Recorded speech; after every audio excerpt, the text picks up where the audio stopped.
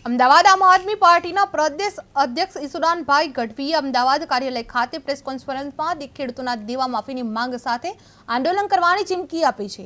તેમણે જણાવ્યું હતું કે સરકારની 16 તાલુકામાં જાહેર કરેલી સહાય પૂરતી નથી। ખંભાળિયા ભાનવડમાં 9 નવેમ્બર અને ગીર સોમનાથમાં 11 નવેમ્બર વધુ કિસાન મહાપંચાયત યોજાશે।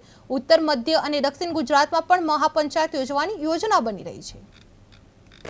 જે રીતે આમ આદમી પાર્ટી અને એના નેતાઓ કાર્યકર્તાઓ ખેડૂતો માટે અત્યારે અમે લોહી પાણી કરી રહ્યા છીએ, જેના કારણે થોડે અંશે પણ સરકારે જાગવું પડ્યું છે।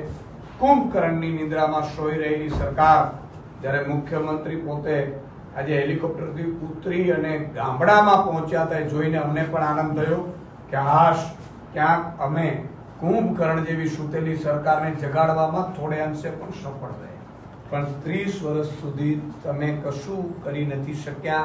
ન ખેડૂતો માટે કરી શક્યા, ન બેરોજગાર યુવાનો માટે કરી શક્યા, ન આઉટસોર્સિંગ કર્મચારીઓ માટે કરી શક્યા, ન તમે મહિલાઓ માટે કરી શક્યા, ન ગરીબો વંચિતો શોષિતો માટે કરી શક્યા।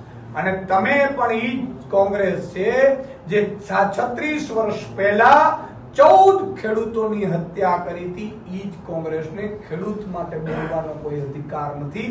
તમે તો ભાજપ જેવા જ હતા, તમને મૂકીને તો અમે ભાજપમાં ગયા હતા। ભાજપ પણ હવે જ્યારે તમારા જેવી રાવણ જેવી અહંકારી થઈ ગઈ એટલે અમારે આમ આદમીનો રસ્તો અપનાવવો પડ્યો છે। અને અમારી સ્પષ્ટ માંગણી છે કે મહારાષ્ટ્રની સરકાર દેવું માફ કરી શકે તો ગુજરાતની કેમ નહીં? અને ગુજરાતના દેવા માફીનો આ કેમ્પેન આખા ગુજરાતમાં અમે ચલાવવાના છીએ। અમે હસ્તાક્ષર કેમ્પેન ચલાવીશું। લાખો ખેડૂતોને પણ દેવા માફી થવી જોઈએ કે ન થવી જોઈએ એ ગામડે ગામડે જઈ હસ્તાક્ષર કેમ્પેન કરીને પછી મુખ્યમંત્રીને સોંપીશું। કદાચ મુખ્યમંત્રી આ લોલીપોપ આપવા માંગતા હોય અને એમને એમ હોય કે ભાઈ આ લોલીપોપ થી માની જશે ખેડૂતો, તો અમે હસ્તાક્ષર કરવા